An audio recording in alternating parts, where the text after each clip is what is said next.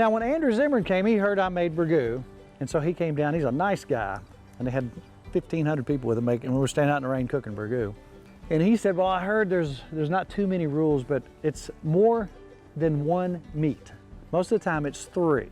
If you really look back and start digging up the history, it's 3. Today, I've cooked me some rabbit down, okay?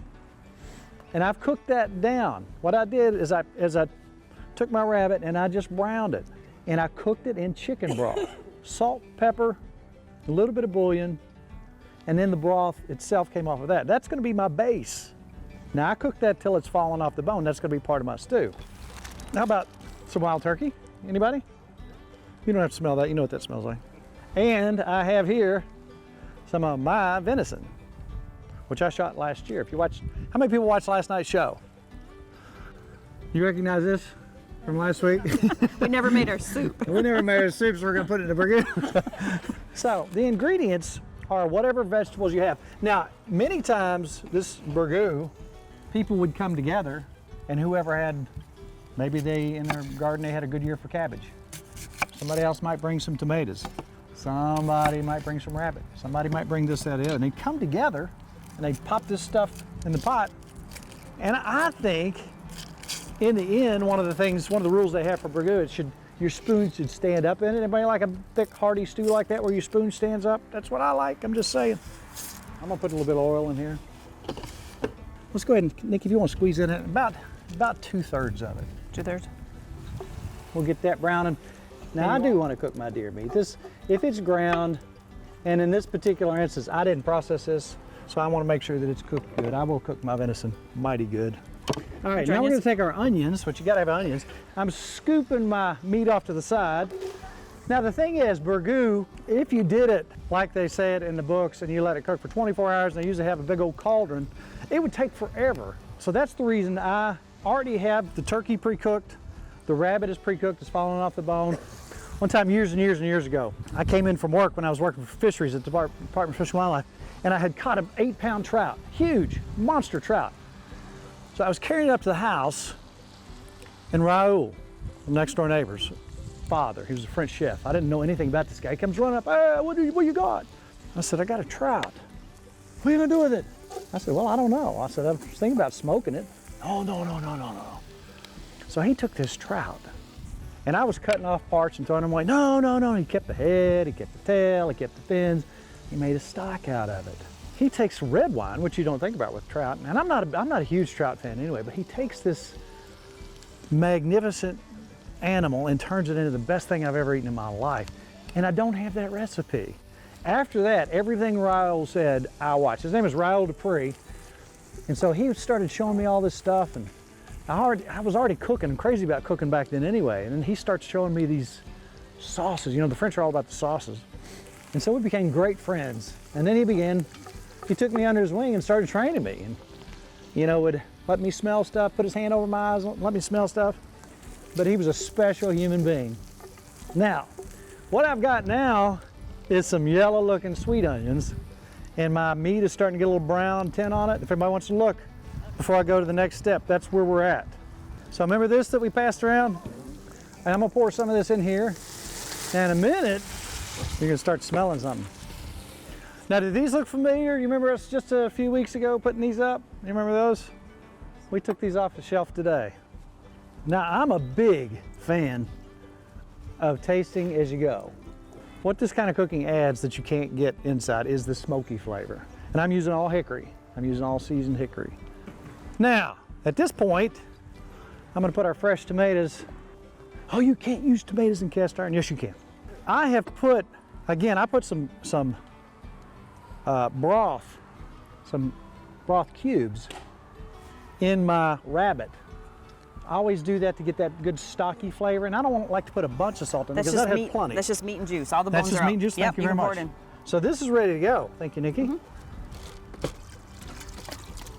Oh man, it's gonna be good. You know what next, Nikki? I think the cabbage. All right. How big? How you want that cut? I would say squares like that. So, yeah. So then, down like this? Yep. All right. Perfect. So we have deer and rabbit so far, onions, tomatoes. I'm gonna, Is that good? yeah, let me see where that goes. To me, who doesn't love cabbage? Does everybody like cabbage? Yes. I love cabbage. I just love cabbage. Now, with any dish like this is where a good chef comes in and says, okay, Tim, you need some salt, you need some sweet, you need these flavors to kind of bang around your mouth. So Raul started showing me things like this.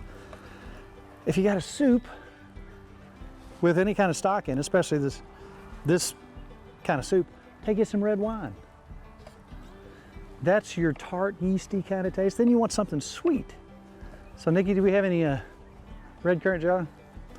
Shoot, we don't. I didn't think about red currant jelly. Does anybody have any red currant jelly on them? Anybody? Let me see. Do you really? Perfect. Perfect. Stand up. Yeah, you gotta have some of this. Now watch this. You think I can open this? You got it.